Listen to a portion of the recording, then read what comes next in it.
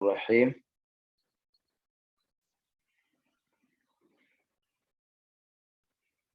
اللہم صل علی محمد وعلی آل محمد وبارک وسلم علیہ۔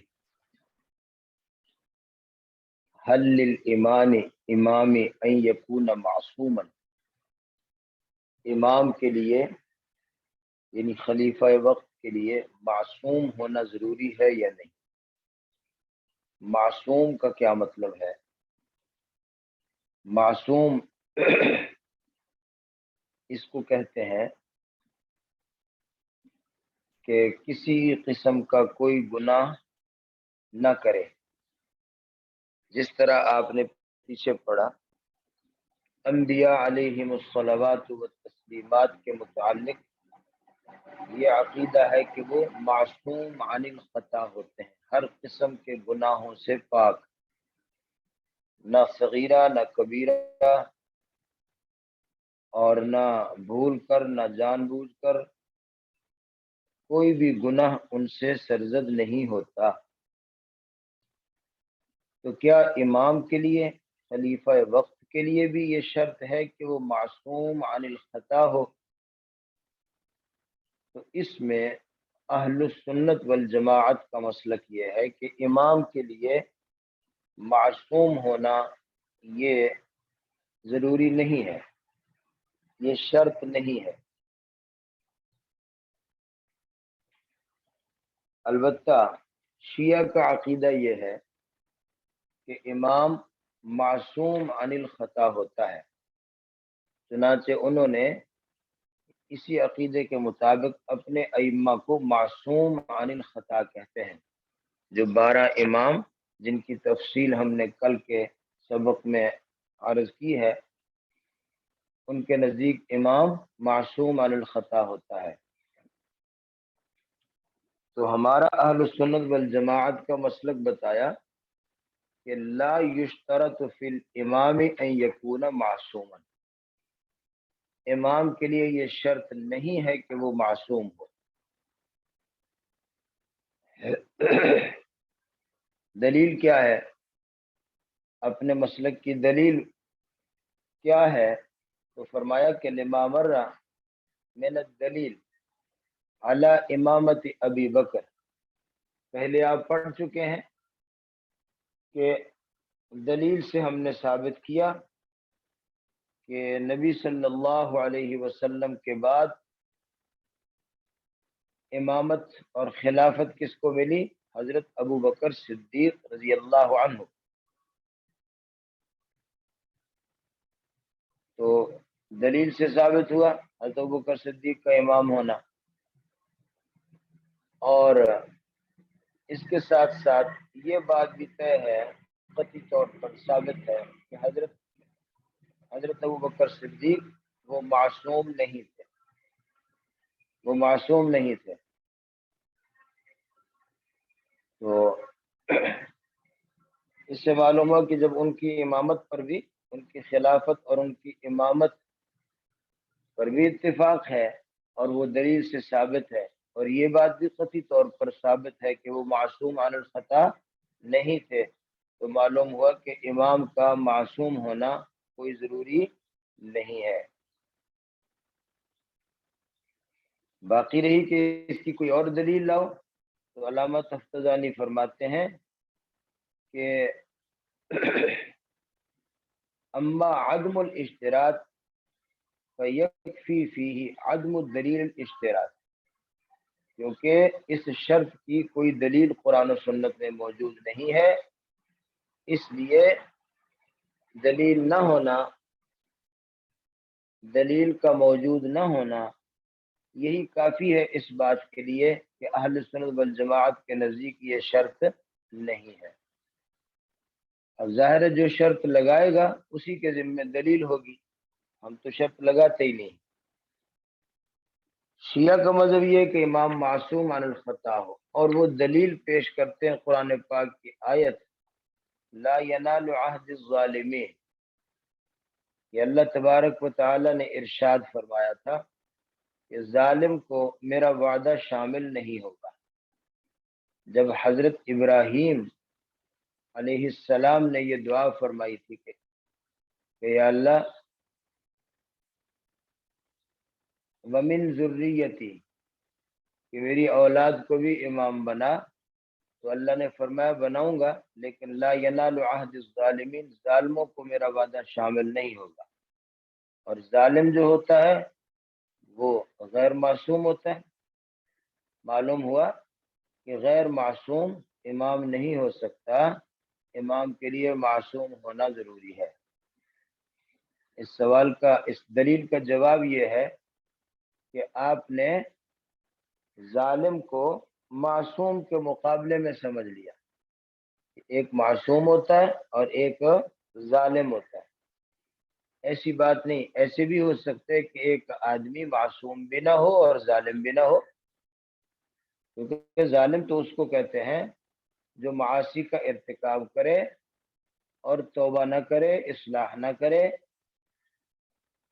اور معاصی کے ارتکاب سے اس کی عدالت ساقط ہو جائے، ایسا شخص ہوتا ہے ظالم۔ اور اگر کسی سے معاصی کا ارتکاب ہوا ہو یا ہو جائے مگر وہ توبہ کر لے، اصلاح کر لے، تو وہ معصوم بھی نہیں اور ظالم بھی نہیں۔ تو اس لیے یہ دلیل آپ کی نہیں بنتی، کیونکہ آپ نے ظالم کا معنی یہ سمجھ لیا کہ غیر معصوم۔ یہ آپ کا معنی متعین کرنا درست نہیں ہے۔ پھر یہ بتایا کہ معصومیت یا عصمت کس کو کہتے ہیں؟ عصمت کا یہ معنی نہ سمجھا جائے کہ گناہ کی قدرت اور ملکہ نہیں ہوتا، جیسے کہ فرشتے معصوم ہیں، فرشتوں کے اندر کسی بھی گناہ اور معصیت کے ارتکاب کا ملکہ ہی نہیں ہوتا، ان کے اندر وہ ملکہ، وہ صلاحیت ہی نہیں ہوتی کہ وہ معصیت کا ارتکاب کریں۔ لیکن انبیاء علیہم الصلوات و تسلیمات کے متعلق جو معصوم کہا گیا اس کا یہ معنی نہیں ہے، بلکہ اس کا معنی یہ ہے کہ ان کے اندر معصیت کے ارتکاب کا ملکہ، طاقت موجود ہوتی ہے، اس کے باوجود وہ اپنے آپ کو ہمیشہ گناہ سے محفوظ رکھتے ہیں۔ اگر یہ کہا جائے کہ جی معصوم کے اندر گناہ کا ارادہ، گناہ کا خیال اور وسوسہ ہوتا ہی نہیں، تو پھر امتحان کا کیا معنی؟ پھر جو اللہ تبارک و تعالی نے احکام کا مکلف بنایا، پھر اس کا کیا مطلب؟ احکام کا مکلف بنایا اور انبیاء پر امتحانات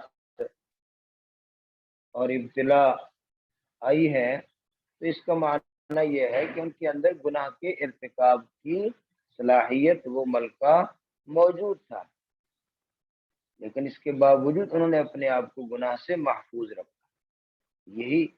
یہی تو عظمت ہے۔ اگر کسی کے اندر گناہ کا ملکہ ہے ہی نہیں اور وہ نہیں کرتا، تو اس میں کون سی کوئی شان والی بات ہے؟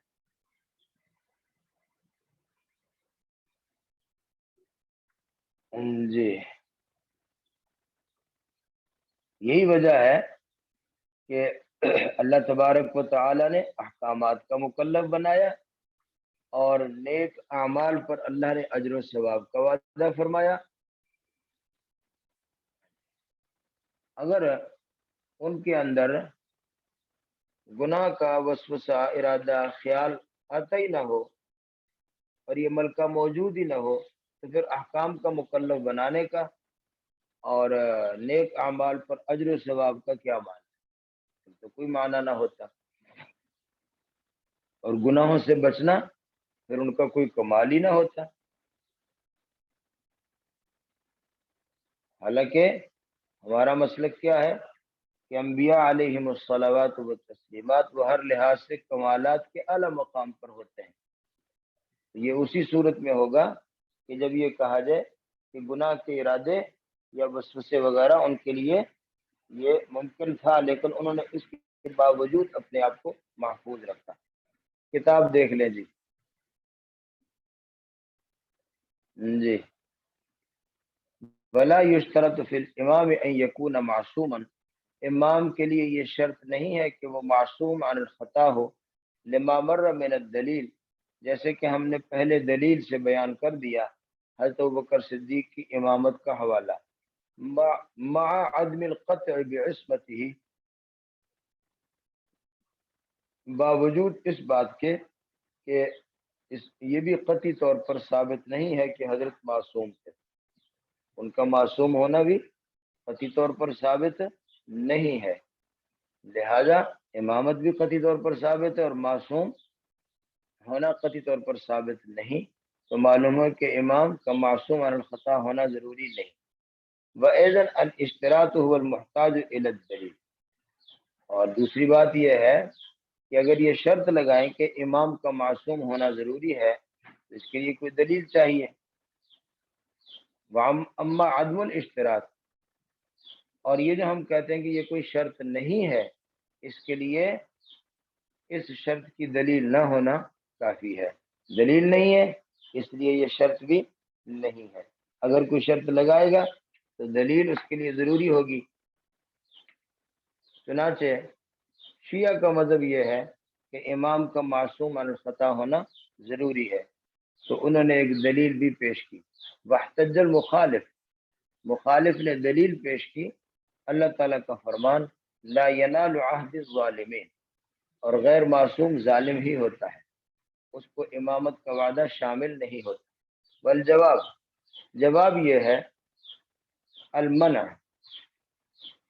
نہیں مانتے ہم، تمہاری یہ بات ہم نہیں مانتے کہ جو غیر معصوم ہو وہ ظالم ہوتا ہے، اس لیے کہ ظالم وہ ہوتا ہے من ارتکب معصیتا مسقطۃ للعدالت، ظالم وہ ہوتا ہے جو معاصی کا ارتکاب کرے جس سے اس کی عدالت ختم ہو جائے، ما عدم التوبۃ والاصلاح، اور توبہ اور اصلاح بھی نہ کرے، تو ایسے ہو سکتا ہے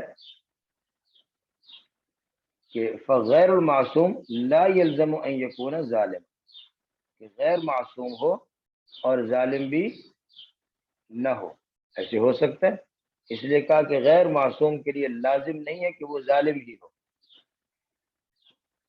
تو حضرت ابوبکر صدیق معصوم بھی نہیں تھے اور اس کے ساتھ ساتھ ظالم بھی نہیں تھے۔ وحقیت العصمت، اور عصمت کا معنی کیا ہے، عصمت کس کو کہتے ہیں؟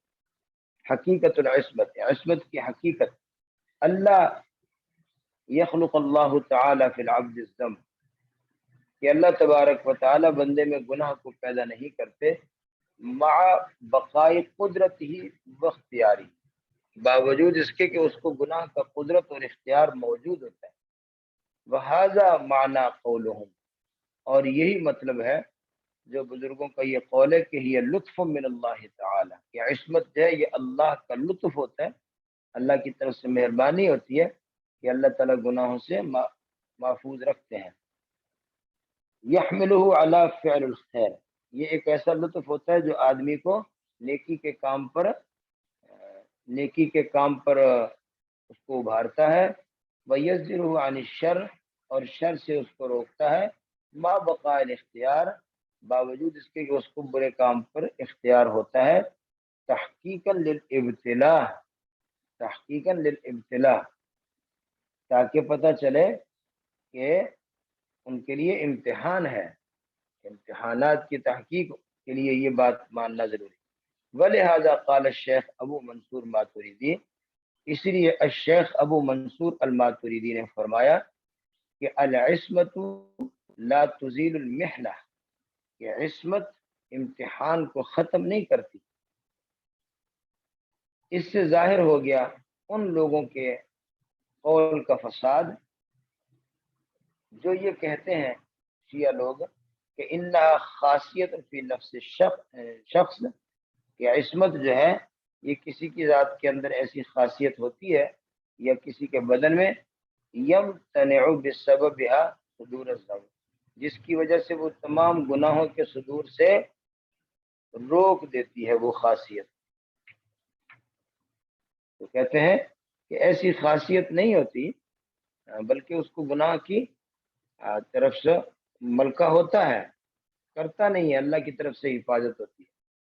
کیف ولو کان الذنب ممتنعا، کہتے ہیں ہم کیسے مان لیں کہ اگر گناہ ممتنع ہو، ناممکن ہو، تو تو پھر تو اس کو ترک گناہ کی تکلیف دینا ہی صحیح نہیں، ترک گناہ کا مکلف بنانے، لما صح تکلیف بترک ذنب، پھر گناہ کے ترک کا مکلف بنانا صحیح نہیں ہوگا، ولما کان مصابا علیہ، اور پھر کسی بھی ترک گناہ یا نیکی کے کام پر اس کو ثواب بھی نہ ملے اگر ان کے اندر وہ ملکہ موجود ہی نہ ہو۔ تو ایک بات یہ بتا دی کہ امام کا معصوم عن الخطا ہونا یہ ضروری نہیں ہے، ولا ان یکون افضل من اہل زمانے، دوسری بات کہ امام کا تمام زمانے میں سب سے افضل ہونا بھی لازمی اور ضروری نہیں۔ ایسے ہو سکتا ہے کہ افضل کوئی اور ہو اور حکومت کسی اور کو مل جائے، جب اس کی حکومت پر سب لوگ اتفاق کر لیں اہل حل و عقد، تو اس کی امامت اور اس کی خلافت قائم ہو جائے، حالانکہ درجات اور فضائل کے لحاظ سے دوسرا افضل ہو، ایسے ہو سکتا ہے۔ اس لیے کہا کہ اس کا افضل من اہل زمان ہونا بھی ضروری نہیں، لأن المساویہ فی الفضیلت، اس لیے کہ فضیلت میں وہ دوسروں کے برابر ہو، بلکہ کبھی ایسے بھی ہو سکتا ہے کہ جو مفضول ہے الاقل علما وعملا، یعنی جو آدمی علم و عمل کے لحاظ سے دوسروں سے کم ہے، کبھی کبھی وہ امامت کے مقاصد اور اس کے امور کو چلانے کی اس کو زیادہ صلاحیت ہوتی ہے، عبادت وغیرہ میں علم و عمل میں دوسروں سے کم ہے، لیکن امور مملکت چلانے میں اس کو زیادہ مہارت ہو سکتی ہے۔ اس لیے یہ ضروری نہیں ہے کہ وہ تمام اہل زمانے میں سب سے افضل آدمی ہو۔ دیکھیے بل المفضول، بلکہ جو مفضول ہوتا ہے یعنی جس کا درجہ کم ہے، الاقل علما وعملا، علم و عمل کے لحاظ سے بھی کم ہو، ربما کان اعرف بمصالح الامامت و مقاصدها، بہت ممکن ہے کہ وہ امامت کی مصالح اور مقاصد کو زیادہ بہتر جانتا ہو، یعنی حکومت چلانے کے گر وہ زیادہ جانتا ہو، وَأَقْدَرُ عَلَى الْقِيَامِ بِمَوَاجِبِهَا، اور حکومت کے امور کو قائم کرنے میں زیادہ قدرت رکھتا ہو، اس لیے افضل ہونا ضروری نہیں، خصوصاً اذا كان نصب المفضول ادفع للشر وابعد عن اثارت الفتنہ، خصوصاً کبھی ایسی حالت ہوتی ہے کہ مفضول آدمی کی تقرری سے شر دور ہوتا ہے اور فتنوں کے دروازے بھی بند ہوتے ہیں اور فتنے پیدا ہونے سے بھی بعد ہو جاتا ہے۔ تو اس لیے بعض مفضول کو بھی بنا لیا جائے تو ہو سکتا ہے ٹھیک ہے، اس کا سب سے افضل ہونا ضروری نہیں، اس لیے کہ خصوصاً اذا کان نصب المفضول ادفع للشر، بالخصوص کبھی ایسی صورت ہوتی ہے کہ مفضول آدمی یعنی جس کا درجہ کم ہو اس کا تقرر کرنا ادفع للشر ہوتا ہے، جس سے شر دور ہوتا ہے، وابعد عن اثارت الفتنہ، اور فتنوں کے اٹھنے سے زیادہ بعد ہو جاتا ہے، فتنوں کے دروازے بند ہو جاتے ہیں بعض دفعہ مفضول کو امام اور حکمران بنانے سے۔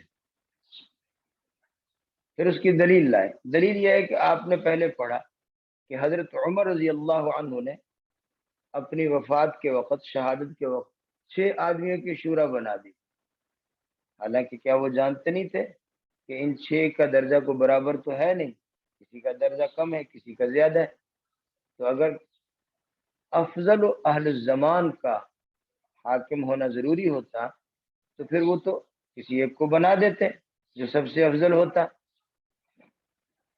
کیونکہ عشرہ مبشرہ میں حضرت عمر کے بعد حضرت عثمان کا نام ہے، ان کو بنا دیتے، لیکن انہوں نے نہیں بنایا۔ اس سے معلوم ہو کہ شورا کوئی اور بھی بنا سکتی، تو حضرت عثمان کے علاوہ اگر شورا کسی اور کا تقرر کر لیتی تو وہی بات ہوتی کہ مفضول امام بن جاتا، تو مفضول کا امام ہونا یہ کوئی بعید بات نہیں ہے، اس لیے کہ بلہذا جعل عمر، اسی لیے حضرت عمر رضی اللہ عنہ نے بنایا تھا امامت کو الشورى بین الستہ، امام بنانے کے لیے 6 آدمیوں کی شورا بنائی، مع القطع، باوجود اس کے کہ قطعی طور پر یہ بات ثابت ہے کہ ان میں سے بعض سے افضل، حضرت عثمان اور حضرت علی باقیوں سے افضل تھے، اور ان دونوں میں پھر آپ پہلے تفصیل پڑھ چکے ہیں کہ حضرت عثمان افضل ہیں، تو اس لیے معلوم ہوا کہ اس کا افضل اہل زمان ہونا ضروری نہیں، ضروری ہوتا تو حضرت عمر اسی کو بناتے اور 6 آدمیوں کی شورا قائم نہ فرماتے۔ اب ایک سوال ہے، فَإِن قِيلَ سے ایک سوال ہے، سوال یہ ہے کہ امام تو ایک وقت میں ایک ہی ہونا چاہیے، دو نہیں ہو سکتے؟ امام ایک وقت میں ایک ہی ہونا چاہیے، دو نہیں ہو سکتے؟ جیسے ابن ماجہ شریف کی روایت میں ہے کہ اگر دو امام بن جائیں، کچھ لوگوں نے ایک کی بیعت کی، کچھ لوگوں نے دوسرے کی بیعت کی، اور دونوں امام بن گئے، تو حضور صلی اللہ علیہ وسلم نے ارشاد فرمایا کہ اذا بویع الخلیفتان، جب دو لوگوں کی بیعت کر لی جائے، فقتلوا آخرہما، تو جس کی بیعت پہلے کی ہے اس کو امیر بنا لو، اور دوسرا اس کو ہٹا دو، اگر نہیں ہٹتا تو فقتلوا، اس کو قتل کر دو۔ معلوم ہو کہ امام ایک وقت میں ایک ہی ہونا چاہیے، ٹھیک ہے؟ تو جب ایک ہی ہونا چاہیے تو پھر حضرت عمر نے 6 کو کیوں بنا دیا؟ دو بھی نہیں ہو سکتے، حضرت عمر نے 6 کو بنا دیا، یہ سوال ہے۔ جواب یہ ہے کہ حضرت عمر رضی اللہ تعالی عنہ نے جو 6 لوگوں کو شورا بنائی تھی، وہ سب کو مستقل امام نہیں بنایا تھا، بلکہ مستقل امام بنانے کے واسطے ان کا تقرر کیا تھا۔ یہ نہیں کہ 6 لوگوں کو خلیفہ بنا دیا تھا اور ہر کوئی مستقل خلیفہ تھا، ایسی بات نہیں ہے۔ انہوں نے تو 6 آدمیوں کی ایک جماعت بنائی تھی تاکہ یہ مشورہ کر کے بیچ میں سے کسی ایک کو بنا لیں، چنانچہ بعد میں حضرت عثمان کو مشورے سے بنا لیا گیا۔ تو اس سے یہ کہاں ثابت ہوا کہ حضرت عمر نے 6 لوگوں کو خلیفہ بنایا تھا؟ جی دیکھیے، فَإِن قِيلَ، اگر کوئی سوال کرے کہ کیف یصح جعل الامامۃ الشورى بین الستہ، یہ کیسے صحیح ہو گیا کہ امامت کو 6 آدمیوں کی شورا کے پر چھوڑ دیا، باوجود اس کے کہ لا یجوز نصب امامین فی زمان واحد، ایک زمانے میں 2 اماموں کا تقرر جائز نہیں ہوتا، تو 6 کو کیوں بنایا؟ قلنا، ہم کہتے ہیں غیر الجائز، جو آپ کہیں کہ 2 کا جائز نہیں ہے، تو جائز نہ ہونے کا معنی یہ ہے کہ 2 امام مستقل امام ہیں اور ہر ایک کی اطاعت سب پر واجب ہو، علی الانفراد، اکیلے اکیلے، لما یلزم من ذالک من امتثال احکام متضادہ، یہ 2 کیوں نہیں بن سکتے؟ اس لیے کہ اس سے متضاد احکام کو ماننا ضروری ہوگا، ایک خلیفہ اور حکم دے گا، دوسرا اور دے گا، ایک کہے گا فلاں دشمن کے ساتھ لڑائی کرو، دوسرا کہے گا نہیں اس کے ساتھ جہاد نہ کرو، فلاں کے ساتھ کرو، تو متضاد احکام کو ماننا لازم آئے گا، اور یہ ممکن نہیں ہے، اس لیے 2 مستقل امام نہیں ہو سکتے۔ واما فی الشورى، لیکن جہاں تک بات یہ کہ حضرت عمر نے شورا بنائی تھی، فالکل بمنزلت امام واحد، تو وہ ساری شورا مل کر جو ہے وہ ایک امام کے بمنزلہ تھی، وہ الگ الگ مستقل امام نہ تھے، بلکہ وہ ساری شورا ایک کے قائم مقام تھی، اور پھر اس شورا نے تقرر کر کے کسی ایک کو بنانا تھا۔ یہ مسئلہ ختم ہو گیا۔ آگے مسئلہ یہ ہے،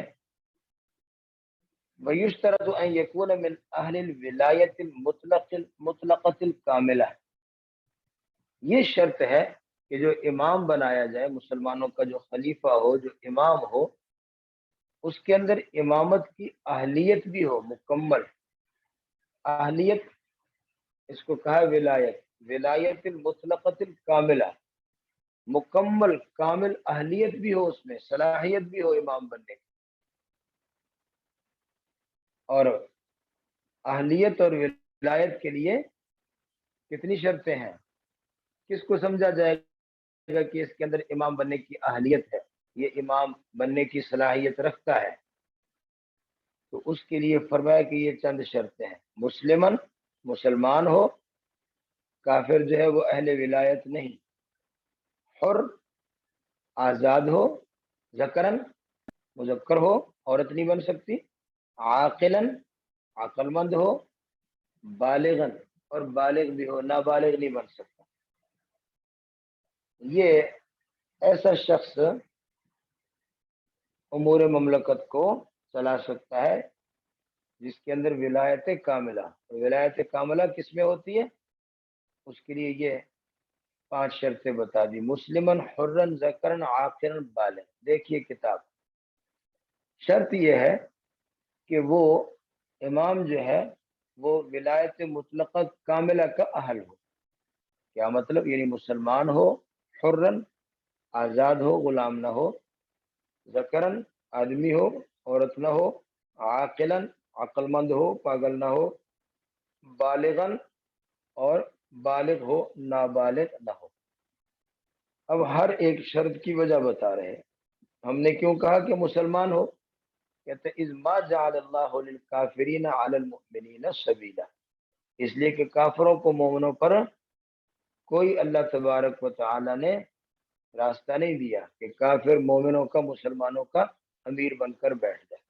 قرآن پاک میں وَلَن يَجْعَلَ اللَّهُ لِلْكَافِرِينَ عَلَى الْمُؤْمِنِينَ سَبِيلًا، تو کافروں کو اہل ایمان کے اوپر کوئی تسلط کا راستہ اللہ نے نہیں دیا، اس لیے مسلمان ہو۔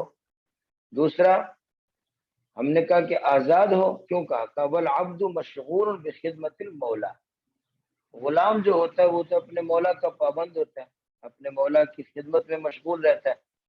مستحقرا فی اعین الناس، اور لوگوں کی نگاہوں میں حقیر بھی ہوتا ہے۔ غلام کی عزت تو نہیں ہوتی، وہ تو لوگوں کی آنکھوں میں حقیر ہے، تو اس لیے غلام نہیں بن سکتا بلکہ آزاد ہو۔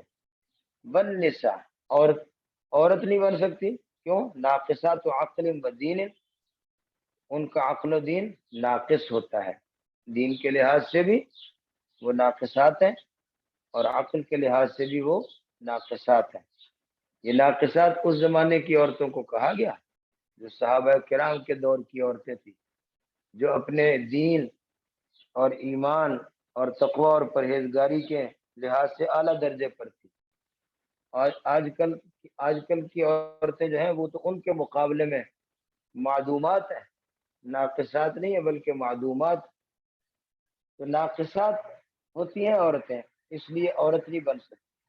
والصبی والمجنون قاصران عن تدبیر الامور، اور ہم نے کہا بالغ ہو اس لیے کہ کوئی بچہ ہو یا کوئی دیوانہ ہو، وہ امور مملکت کی تدبیر سے قاصر ہیں، وہ چلا ہی نہیں سکتے، اس لیے یہ شرطیں لگائی۔ والصبی والمجنون قاصران عن تدبیر الامور والتصرف فی مصالح الجمہور، اور تمام لوگوں کے مصالح کے اندر تصرف کرنے میں وہ قاصر ہوتے ہیں۔ ایک اور شرط لگا دی، مسلمن حرن ذکرن عاقلن بالغن کے ساتھ ایک اور، سائسن، سائس سیاست جانتا ہو، سیاست یعنی تمام امور کو اچھے طریقے سے سمجھنا جانتا ہو، اور تمام امور کو کیسے چلانا ہے اس کی اس میں پوری صلاحیت ہو۔ سائسن یعنی پورا عقل مند ہو، سیاست سے واقف ہو۔ سائسن کا کیا معنی ہے؟ مالکا للتصرف فی امور المسلمین، مسلمانوں کے تمام امور کو چلانے کا پورا مالک ہو، بقوت رأی ہی، اس کی رائے بھی قوی ہو، ورویتی ہی، اور اس کی عقل، رویہ مانا اس کی سوچ بچار، اس میں بھی پوری طاقت ہو، کم ذہن کند ذہن نہ ہو، ومعونتی بأسی ہی وشوکتی ہی، اور لڑائی میں بھی خوب مدد کر سکتا ہو، اور اس کو وشوکت ہی، اور اس کا غلبہ بھی ہو، روب داب بھی ہو، اس لیے سائس ہو۔ کیونکہ جو سائس نہیں ہوگا، جس میں قوت رائے نہیں ہے، جس کی عقل جو ہے وہ موٹی ہے اور وہ لڑنے میں بھی اس کو شجاعت نہیں ہے، بہادری نہیں ہے، اس کو کوئی روب داب نہیں ہے، ایسے آدمی کو بنا دو گے تو وہ تو امور مملکت کو نہیں چلا سکتا، وہ نالائق ہوگا۔ جیسے آپ نے نالائقوں کا حال دیکھ لیا. یہ شرط سائسن کے بعد کہا کہ قادرن بعلمہ وعدلہ وکفایتہ وشجاعتہ، کہ وہ قادر بھی ہو، پورا قابو رکھتا ہو امور مملکت پر، قدرت رکھتا ہو علم کے لحاظ سے، وعدلہ اور عدل کے لحاظ سے، عادل بھی ہو، لچا لفنگا نہ ہو، بد زبان بے غیرت نہ ہو، اور وکفایتہ اور تمام معاملات کو کفایت بھی ہو، وشجاعتہ اور شجاع بھی ہو، بہادر بھی ہو. ڈرپوک آدمی کو حکمران بنا دو تو وہ سرحدوں کی حفاظت کیسے کرے گا، فوجوں کو کیسے تیار کرے گا. اعلیٰ تنفیذ الاحکام، یعنی اپنے علم و عدل اور اپنی شجاعت کے ذریعے سے احکام کو نافذ کرنے پر مکمل قدرت رکھتا ہو، ایسا آدمی جو ہے وہ امور سلطنت کا ولی بن سکتا ہے، وہ اہل ولایت. اور اس کے ساتھ ساتھ وحفظ حدود دار الاسلام، اور دار الاسلام کے حدود کی حفاظت بھی کر سکتا ہو، انصاف المظلوم من الظالم، اور ظالم سے مظلوم کو بدلہ لے کر بھی دے سکتا ہو، یہ نہیں کہ خود ہی ظالموں سے ڈر جائے. اذ الاخلال بهذه الامور مخل بالغرض من نسب الامام، اگر ان امور کے اندر کوئی خلل ہے، وہ مظلوم کو ظالم سے بدلہ لے کے نہیں دے سکتا، دارالاسلام کے حدود کی حفاظت نہیں کر سکتا، شجاع نہیں ہے، بہادر نہیں ہے، اگر ان امور میں کوئی خلل ہے تو وہ خلل ہوگا بالغرض من نسب الامام، امام کے تقرر کی جو اصل غرض ہے اس غرض میں گویا خلل ہوگا، لہذا ایسے شخص امام نہیں ہو سکتا. یہ مسئلہ ختم ہو گیا. سمجھ رہے ہیں جی؟ سمجھ تو رہے ہیں؟ ہاں. آگے یہ بتایا کہ الامام لا ينعزل بالفسق،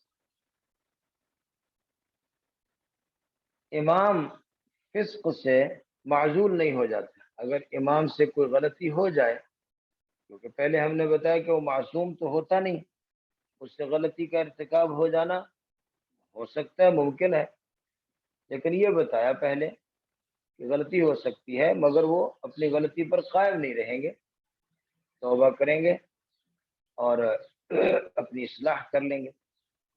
تو معصوم ہونا ضروری نہیں ہے، اس لیے اگر ان سے کبھی کوئی خطا کو گناہ ہو جائے تو اس سے وہ امامت سے معزول نہیں ہو جائے گا. اس لیے کہ ہم نے پہلے بتایا کہ امام کا معصوم ہونا ضروری نہیں، تو جب ابتداء امامت کے تقرر کے لیے اس کا معصوم ہونا ضروری نہیں، تو بعد میں امامت پر برقرار رہنے کے لیے اس کا معصوم ہونا کیوں ضروری ہو گیا. لہذا الامام لا ينعزل بالفسق، امام کسی بھی گناہ کرنے سے معزول نہیں ہو جائے گا. کس کو کہتے ہیں؟ الخروج عن طاعت اللہ تعالی، اللہ تعالیٰ کی اطاعت سے اگر کبھی نکل گیا تو گناہ ہو گیا. والجور، اور جور سے بھی، جور بمانا ظلم، اگر امام کسی پر زیادتی کرے تو اس سے بھی وہ امامت سے معزول نہیں ہو جائے گا. تو جور کا معنی کیا الظلم علی عباد اللہ تعالی، اللہ تعالیٰ کے بندوں پر کوئی زیادتی، کوئی ظلم کر لینے سے. لأنہ قد ظہر، اس لیے کہ یہ بات ظاہر ہو چکی کہ جو حضرات خلفۂ راشدین کے بعد جو حکمران آئے وہ ظلم و جور کرتے تھے، اور مختلف قسم کی ان میں یہ قباحتیں بھی پائی جاتی تھیں. تو لہذا پھر بھی ہمارے سلف، ہمارے اکابر، ہمارے ائمہ، ہمارے بزرگ، اس زمانے کے نیک لوگ، انہوں نے بغاوت نہیں کی بلکہ ان کی پوری اطاعت کرتے رہے. تو اس سے معلوم ہوا کہ معصوم یہ فسق سے معزول نہیں ہوتا.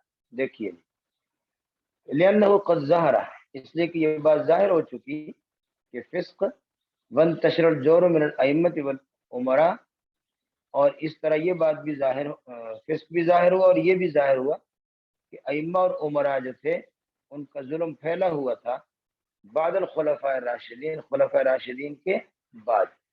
لیکن والسلف کانوا ینقادون لهم، اور اکابر ہمارے بزرگ جو ہیں وہ پھر بھی ان کے فرما بردار رہے. وَيُقِيمُونَ الْجُمُعَ وَالْأَعْيَادَ بِإِذْنِهِمْ، اور انہی کے تابع داری میں جمعہ اور عیدیں قائم کرتے رہے، انہی کے پیچھے نمازیں پڑھتے رہے، جمعہ پڑھتے رہے، عیدیں پڑھتے رہے. وَلَا يَرَوْنَ الْخُرُوجَ عَلَيْهِمْ، اور انہوں نے ان کے خلاف خروج کرنا یعنی بغاوت کرنا مناسب نہیں سمجھا، باوجود اس کے کہ ان کی قباحتیں بھی سامنے تھی، اس لیے امام معذور نہیں ہو جائے گا. اور یہ بات ہم پہلے بتا چکے. وَلِأَنَّ الْعِصْمَةَ لَيْسَتْ بِشَرْطِ الْإِمَامَةِ ابتداءً، کہ ابتداءً امامت کے لیے عصمت شرط نہیں ہے، تو امامت کے عہدے پر قائم رہنے کے لیے بعد میں کیوں ضروری ہوگی؟ فبقاءً اولا، لہذا امامت کے عہدے پر باقی رہنے کے لیے عصمت کا شرط نہ ہونا یہ بطریق اولا ثابت ہے. وعن الشافعی رحمہ اللہ تعالی، حضرت امام شافعی رحمۃ اللہ علیہ فرماتے ہیں ان الامام ینعزل بالفسق والجور، کہ اگر امام گناہ کرے اور ظلم کا ارتکاب کرے تو وہ معزول ہو جائے گا. یہ حضرت امام شافعی کا مسلک ہے کہ امام فسق اور جور سے معزول ہو جائے گا. اور اسی طرح امام کے نیچے جو قاضی ہوتے ہیں، جو امیر ہوتے ہیں، وہ بھی سارے کے سارے معزول ہو جائیں گے. یہ امام شافعی رحمۃ اللہ علیہ کا مسلک ہے. اس کی وجہ بتا دی. وجہ یہ ہے کہ اصل میں امام شافعی رحمۃ اللہ علیہ کے مسلک کے مطابق فاسق جو ہے وہ اہل ولایت نہیں ہے، فاسق اہل ولایت نہیں ہے. تو نہ فاسق ابتداءً امیر بن سکتا ہے اور نہ فسق کے ارتکاب کے بعد وہ امیر رہ سکتا ہے. ان کے نزدیک امام کا فاسق ہونا، امام کا فاسق نہ ہونا ضروری ہے، فاسق اہل ولایت میں سے نہیں. جیسے پیچھے ہم نے اہل ولایت کی شرطیں پڑھی ہیں نا، کہ حر ہو، عاقل ہو، بالغ ہو، وغیرہ وغیرہ. امام شافعی کے مسلک کے مطابق وہ غیر فاسق بھی ہو تو فاسق ہونے سے وہ معزول ہو جائے گا، امام شافعی رحمۃ اللہ علیہ کے مسلک کے مطابق.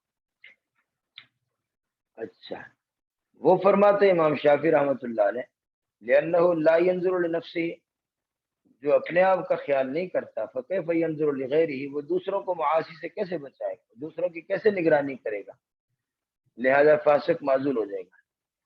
وعند ابی حنیفہ، امام ابو حنیفہ رحمۃ اللہ علیہ فرماتے ہیں کہ فاسق ہونے کے باوجود اس کی ولایت ختم نہیں ہو جاتی، وہ ولی بن سکتا ہے، وہ اہل ولایت میں سے ہے. چنانچہ مثال دی کہ اگر ایک آدمی فاسق فاجر ہے مگر وہ اپنی بیٹی کا نکاح کرے تو اس کا نکاح منعقد ہوگا کہ نہیں ہوگا؟ وہ اپنی بیٹی کے نکاح میں ولی بن سکتا ہے کہ نہیں بن سکتا؟ جب بن سکتا ہے تو معلوم ہوا کہ فاسق ہونے کے باوجود اس کی ولایت ختم نہیں ہو جاتی، وہ ولی بن سکتا ہے. تو اہل ولایت ہے، جب اہل ولایت ہے تو آپ کا غیر فاسق ہونے کی شرط لگانا یہ درست نہیں ہے.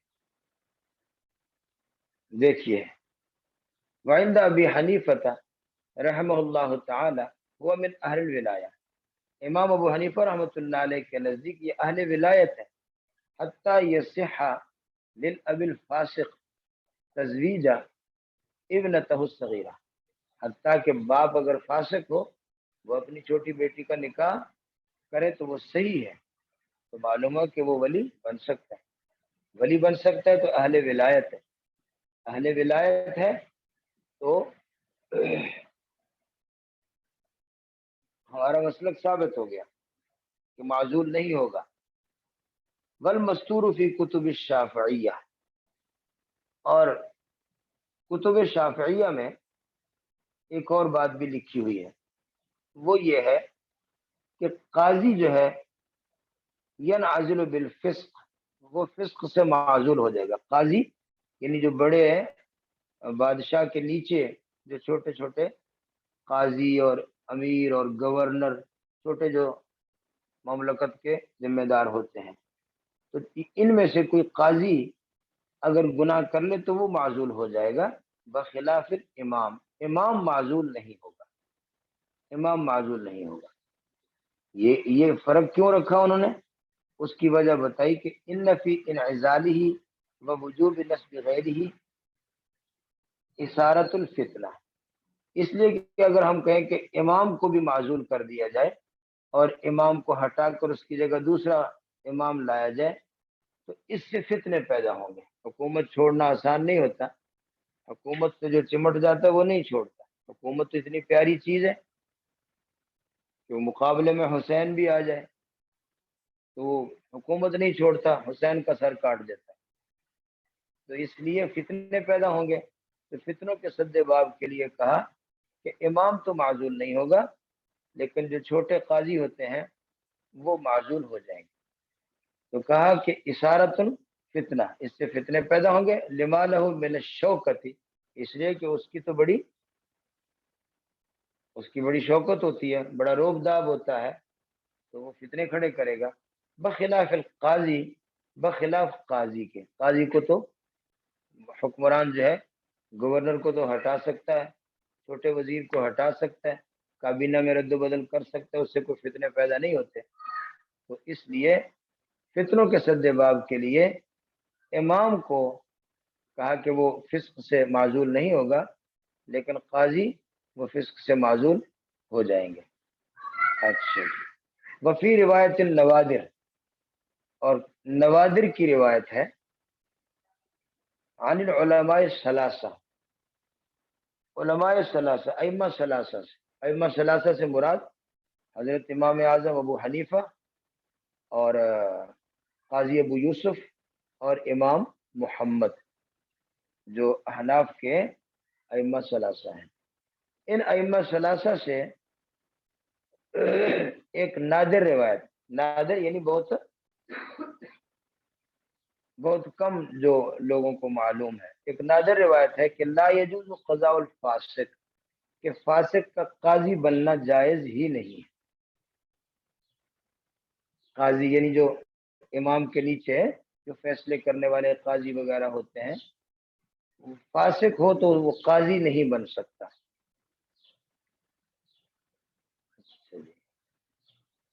وقال بعض المشائخ، اور بعض مشائخ نے، یہ تو علماء ثلاثہ کا مسلک ہو گیا، یہ ان سے ایک روایت ہے، مسلک نہیں، ان سے ایک نادر روایت ہے۔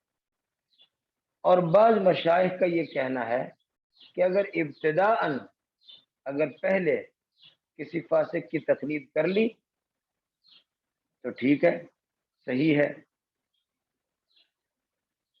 ولو قلد وهو عدل، لیکن اگر شروع میں دیکھا کہ وہ عادل تھا اور لوگوں نے اس کی تقلید شروع کی، بعد میں منصب امامت یا منصب قضاء کے بعد وہ فاسق ہو گیا تو پھر وہ بعد میں فسق کی وجہ سے معزول ہو جائے گا۔ اس لیے کہ جب پہلے لوگوں نے اس کو امام بنایا، پہلے اس کو لوگوں نے، قاضی کی بات ہو رہی، پہلے جب لوگوں نے اس کو قاضی بنایا تو لوگوں نے یہ سوچ کر قاضی بنایا، یہ امام نے یہ سوچ کر اس کو قاضی بنایا تھا کہ یہ عادل ہے، اس لیے اس کو قاضی بنا دیا۔ بعد میں اس نے فسق کا ارتکاب کر دیا تو وہ وجہ ختم ہو گئی جس وجہ کو دیکھ کر اس کو قاضی بنایا گیا تھا۔ تو لہذا اگر تو ابتداءً کسی فاسق کو قاضی بنایا تو پھر تو معاملہ چلتا ہے، لیکن اگر ابتداءً وہ عادل تھا اور بعد میں فسق کا مرتکب ہونے لگا تو پھر اس قاضی کو معزول کر دیا جائے۔ دیکھیں جی، بعض مشائخ کہتے ہیں اذا قلد الفاسق ابتداءً، اگر ابتداءً ہی کسی فاسق کی تقلید کی گئی تھی، یہ صحیح، پھر تو صحیح ہے، چلتا رہے۔ ولو قلد وهو عدل، اور اگر شروع میں اس کا تقرر کیا گیا تھا اور اس کی تقلید کی گئی اور وہ عادل تھا، بعد میں فسق کرے گا تو ینعزل بالفسق، وہ فسق سے معزول ہو جائے گا۔ لأن المقلد اعتمد على عدالته، کیونکہ تقلید کرنے والے نے پہلے اس کی عدالت پر اعتماد کر کے اس کو قاضی بنایا، تو اب فلم یرض بقضائه بدونها، تو اب بعد میں جب وہ فاسق ہو گیا اور عدالت نہ رہی تو عدالت کے بغیر اس کے قاضی رہنے پر وہ راضی نہیں ہوگا۔ یہ تو مسئلہ ہو گیا بعض مشائخ کا۔ اور فتاوی قاضی خان میں ایک مسئلہ لکھا ہے، وہ بھی بتا دی۔ وفی فتاوی قاضی خان، فتاوی قاضی خان میں یہ لکھا ہے، اجمعو، کہ اجماع ہے تمام علماء کا اس بات پر کہ انہو اذا ارتشا، کہ اگر قاضی رشوت لیتا پکڑا جائے لا ينفذ قضاؤه فی مرتشا، تو اس کا فیصلہ اس مقدمے میں نافذ نہیں ہوگا جس میں اس نے رشوت لے کر فیصلہ کیا، باقی مقدمات میں فیصلہ اس کا نافذ ہوگا، لیکن جہاں ثابت ہو جائے کہ یہ فلاں مخصوص مقدمے میں اس نے رشوت لے کر فیصلہ کیا تو وہ فیصلہ وہ نافذ نہیں ہوگا۔ وَأَنَّهُ إِذَا أَخَذَ الْقَاضِي الْقَضَاءَ، اور اسی طرح یہ بھی لکھا ہے فتاوی قاضی خان میں کہ اگر کسی قاضی نے منصب قضا کو ہی حاصل کرنے کے لیے رشوت دی ہے، جیسے لوگ رشوت دے کر ڈی سی ایس سی لگتے ہیں، تو اس نے جج بننے کے لیے قاضی بننے کے لیے رشوت دی ہے، یہ ثابت ہو جائے کہ قاضی نے قضا کا عہدہ حاصل کیا بالرشوت، رشوت سے، لا یصیر قاضیا، تو وہ قاضی ہی نہیں ہوگا، شرعی طور پر وہ قاضی نہیں، ولو قضا لا ينفذ قضاؤه، اور اگر اس عہدے پر آ کر اس نے کوئی فیصلے بھی کیے ہوں، جو رشوت دے کر قاضی بن کر آیا تو اس کے سارے فیصلے غیر نافذ ہیں، وہ شرعی طور پر ان کی کوئی حیثیت نہیں ہے۔ یہ مسئلہ ختم ہو گیا جی۔ آگے ہے الکلام فی العقائد المتفرقہ، چند متفرق عقائد کے بارے میں اب مصنف آپ کے سامنے کچھ متفرق مسائل کو، متفرق عقائد کو بیان کر رہا ہے۔ مثلا ایک مسئلہ یہ بیان کیا وَتَجُوزُ الصَّلَاةُ خَلْفَ كُلِّ بِرٍ وَفَاجِرٍ، کہ نماز پڑھنا جائز ہے ہر نیک اور گناہ گار کے پیچھے۔ نماز کے لیے جو امام بنایا جاتا ہے ضروری نہیں ہے کہ وہ سارے اولیاء اللہ ہی ہوں، گناہ گاروں کے پیچھے بھی نماز جائز، اور اسی طرح نیک اور گناہ گار جیسا بھی ہو، مسلمان ہو تو اس کے اوپر بھی نماز جائز، یعنی اس کا جنازہ پڑھنا بھی جائز ہے۔ تو یہ دو باتیں بیان فرمائی۔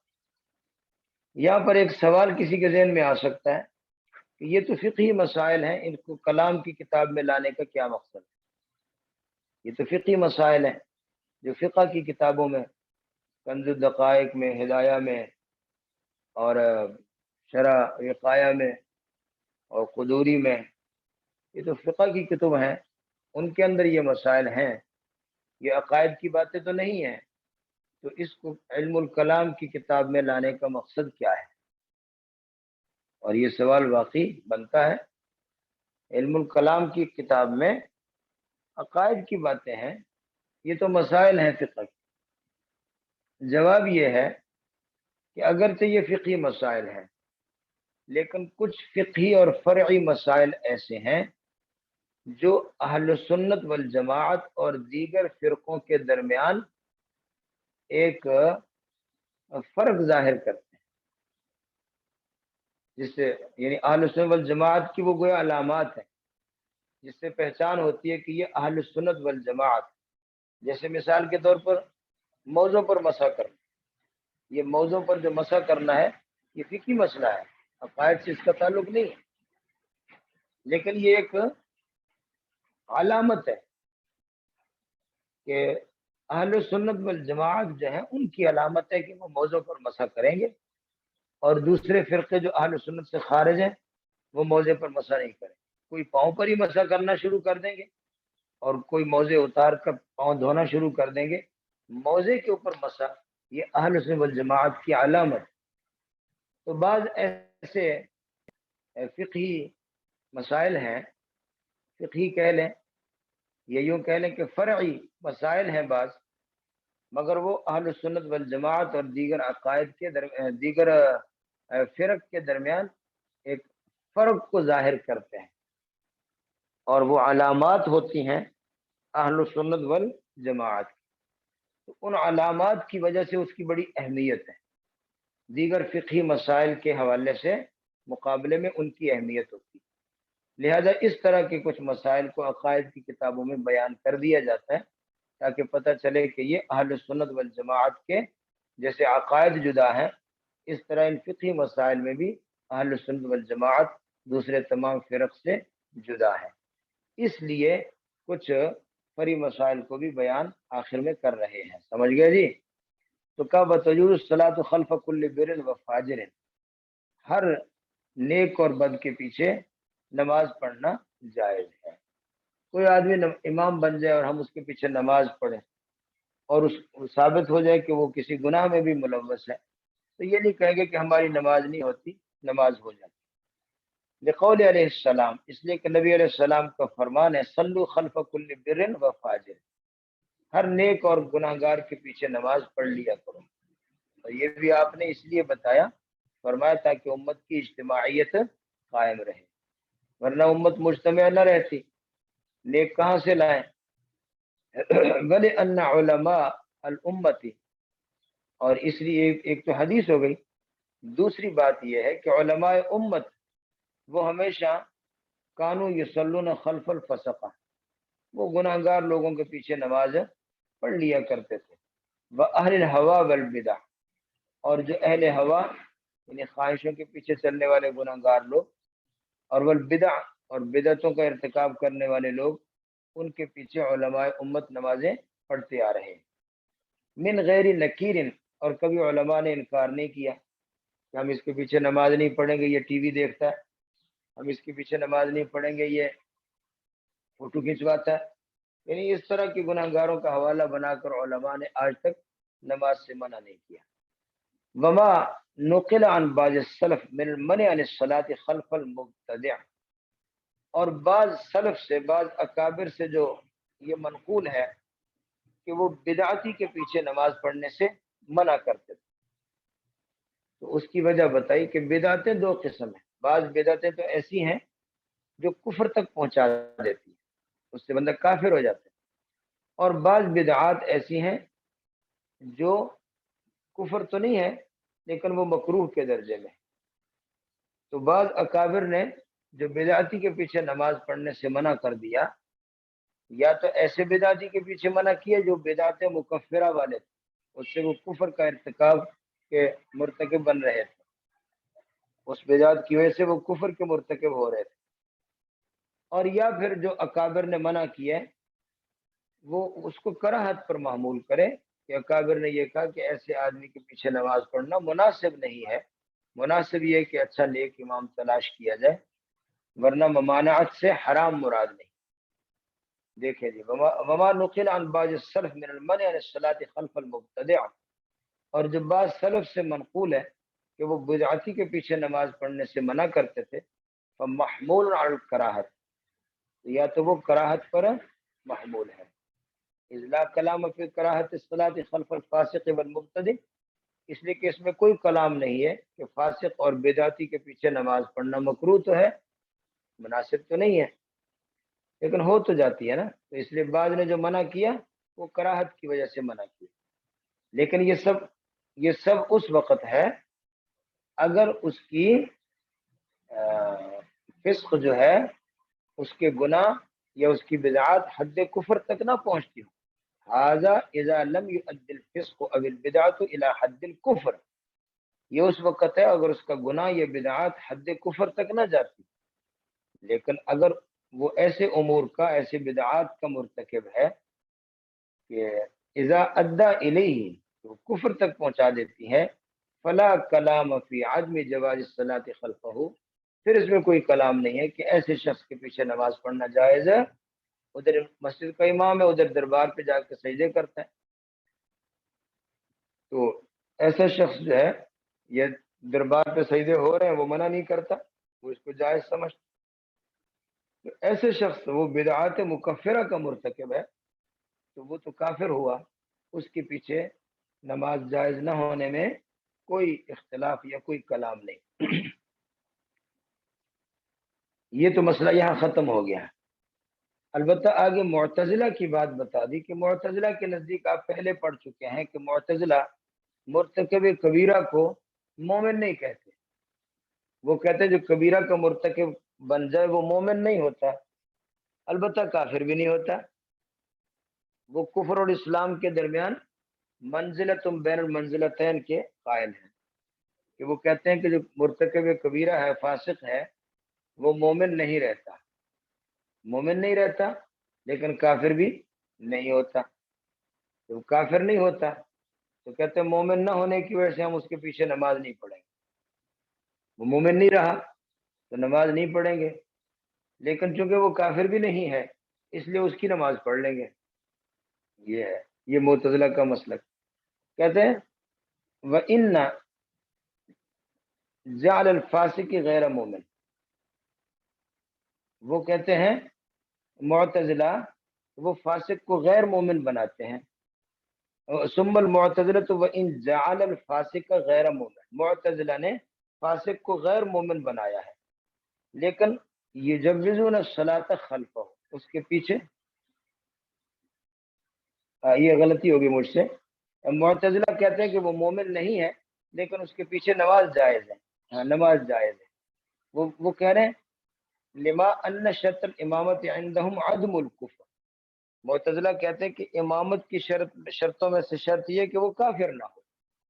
تو ہم کہتے ہیں مومن تو نہیں ہے لیکن کافر بھی تو نہیں ہے، وہ منزلۃ بین المنزلتین کے قائل ہے. تو عدم کفر کی وجہ سے اس کے پیچھے نماز پڑھ لیں گے اور اس کو امام بنا لیں گے. یہ جی ان کا مسلک. ولیکنہم یجوزون الصلاۃ خلفہ، لیکن معتزلہ اس کے پیچھے نماز پڑھنے کو جائز کہتے ہیں، اس لیے کہ معتزلہ کہتے ہیں کہ امامت کی شرط جو ہے وہ عدم کفر ہے، وجود ایمان نہیں ہے. وجود ایمان بھی ہو یہ کوئی شرط نہیں ہے. اور ایمان کا معنی التصدیق والاقرار والاعمال جمیعا، تینوں مل کر ایمان بنتا ہے. یہ پہلے آپ پڑھ چکے معتزلہ کا مسلک کیا ہے، ایمان کس کو کہتے ہیں. تو وہ تینوں کے مجموعے کو ایمان کہتے ہیں، اور ایمان ہونا یہ ضروری نہیں ہے. کفر نہ ہو تو ہم اس کے پیچھے نماز پڑھ لیں، کیونکہ وہ درمیان میں ایک درجے کے قائل ہیں کہ ایمان اور کفر کے درمیان درجہ ہوتا ہے. تو یہ شخص کافر بھی نہیں ہے، اس کے پیچھے نماز پڑھ لیں گے. اچھا جی. وَيُصَلَّى عَلَى كُلِّ بِرٍّ وَفَاجِرٍ، اور دوسرا مسئلہ یہ بتایا کہ ہر نیک اور گناہ گار کا جنازہ بھی پڑھا جائے. اہل سنت والجماعت جنازہ بھی سب کا پڑھیں گے. اذا مات الایمان، شرط یہ کہ وہ ایمان پر مرا ہو، کفر پر نہ مرا ہو. للاجماع، اس پر اجماع ہے، اور نبی علیہ الصلوۃ والسلام کا فرمان بھی ہے. ایک تو دلیل اجماع ہو گئی، دوسری دلیل حدیث لا تدعوا الصلاۃ علی من مات من اہل القبلہ. رسول پاک صلی اللہ علیہ وسلم نے ارشاد فرمایا کہ کوئی بھی شخص اہل قبلہ میں سے فوت ہو جائے تو اس پر جنازہ مت چھوڑو بلکہ پڑھو. سمجھ گئے جی مسئلہ. لہذا اہل قبلہ ہے، کافر تو نہیں ہے، جتنا مرضی گناہ گار ہے تو اس پر جنازہ پڑھنا چاہیے. حدیث بھی ہے اور اجماع بھی ہے. آگے وہ سوال جو ہم نے آپ کو شروع میں عرض کر دیا کہ یہ تو فقہی مسائل ہیں اور فقہ کی کتب میں ہونے چاہیے، یہاں کیوں بیان کیا. فإن قیل امثال هذه المسائل، اگر کوئی اعتراض کرے کہ اس طرح کے مسائل انما ہی من فروع الفقہ، یہ تو فقہ کے فروعی مسائل ہیں. فلا وجہ لإیرادها فی اصول الکلام، اس کو اصول کلام کی کتب میں لانے کی کوئی وجہ نہیں ہے. فإن اراد ان اعتقاد حقیت ذلک واجب، اگر کوئی کہے کہ اس لیے اصول کی کتابوں میں ان مسائل کو لائے ہیں کہ بھی ان کے حق ہونے کا اعتقاد کرنا واجب ہے. اگرچہ ہے تو فروعی مسائل لیکن ان کے حق ہونے پر اعتقاد کرنا واجب ہے، اس لیے لائے. تو کہتے ہیں وہذا من الاصول، تو پھر یہ مسئلہ اصولی ہو جائے گا. فجمیع اصول الفقہ کذالک، تو پھر تو فقہ کے تمام اصول کا یہ قاعدہ ہے. فقہ کے جس قدر بھی اصول ہیں جو اصول فقہ کی کتب میں ہیں، اصول الشاشی ہے، نور الانوار ہے، حسامی ہے، جو اصول فقہ کے مسائل ہیں ان سب کا یہ معاملہ ہے کہ ان پر اعتقاد رکھنا واجب ہے. تو پھر سارے اصول فقہ کے مسائل کو یہاں لاؤ. تو اس کا جواب دیا کہ یہ ہے تو انہ لما فرع من مقاصد علم الکلام، اس لیے کہ یہ علم کلام کی فرع ہے. من مباحث ذات نہیں فرغ انہ لما فرغ من میری کتاب میں ذرا عبارت لکھی ہوئی ہے، فرغ ہی ہوگا انشاءاللہ. انہ لما فرغ من مقاصد علم الکلام من مباحث الذات والصفات، کہتا ہے کہ مصنف جب فارغ ہوا علم کلام کے جو مقاصد ہیں یعنی اصل مسائل ہیں جس میں ذات اور صفات کی مباحث ہیں، اللہ کی ذات، اللہ کی صفات، والافعال والمعاد، اور معاد کے یعنی قیامت کے حوالے سے جو علم کلام کے جو اصولی مسائل ہیں، اور نبوت کے حوالے سے، امامت کے حوالے سے، یہ تمام علم کلام کی ان مباحث سے جب مصنف فارغ ہوا، علی قانون اہل الاسلام، جو اہل اسلام کے قانون کے مطابق، و طریق اہل سنت والجماعت، اور اہل سنت والجماعت کے جو طریقے ہیں، اس سے مصنف اب فارغ ہوا۔ حاولت تنبیہ علی لفظ من المسائل التي یتمیز بها اہل السنت عن غیرہ۔ اب مصنف نے ارادہ کیا ہے کہ تاکہ کچھ تنبیہ کر دے، کچھ متنبہ کر دے کتاب پڑھنے والوں کو چند ایسے مسائل پر، اعلیٰ لفظ من المسائل، چند ایسے کچھ ایسے مسائل پر جن مسائل کے ذریعے سے اہل سنت والجماعت دوسرے فرقوں سے متمیز ہو جاتے ہیں۔ اس لیے ان مسائل کو یہاں پر بیان کرنا شروع کر دیا کہ چند ایسے مسائل ہیں اگرچہ فقہی ہیں، فرعی ہیں، لیکن وہ اہل سنت والجماعت کی امتیازات ہیں، علامات ہیں۔ مما خالفت فیہ المعتزلہ ابی شیعہ، اور یہ ایسے مسائل ہیں جس میں معتزلہ مخالف ہیں، یا شیعہ، یا فلاسفہ، یا ملاحدہ ملحد لوگ، بے دین لوگ، او غیرہم من اہل البدع، یہ اس کے علاوہ دوسرے جو بدعتی اور اہل بدع، اہل ہوا ہیں، وہ سب مخالف ہیں، اور اہل سنت والجماعت ان سے متمیز ہیں۔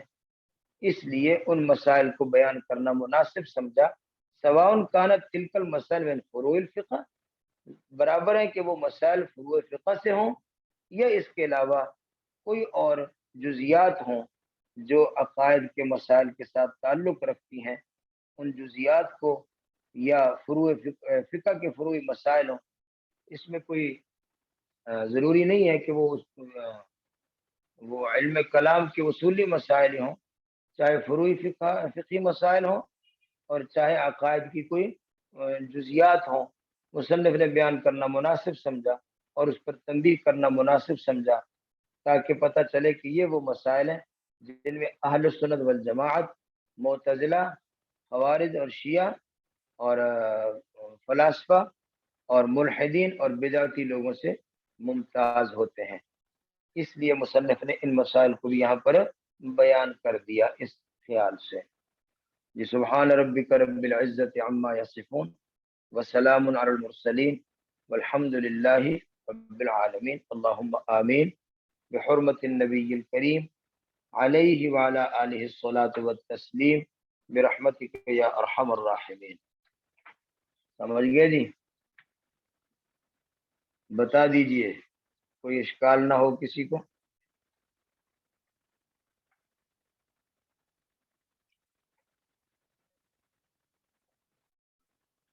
آواز ہماری آپ کو صاف سنائی دیتی رہی؟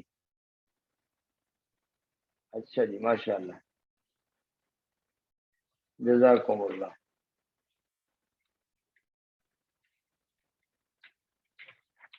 کوئی بات تو نہیں کسی نے پوچھنی کرنی؟